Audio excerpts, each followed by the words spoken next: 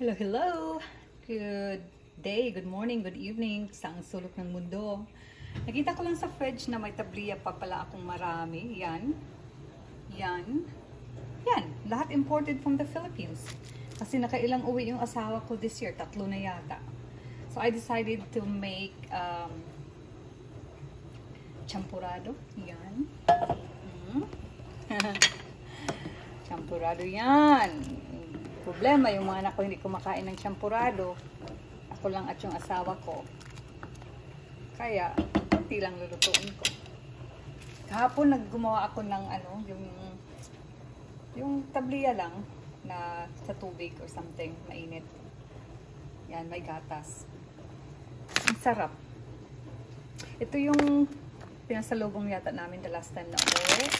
Ito yung bigay din ng friend ko. Yan.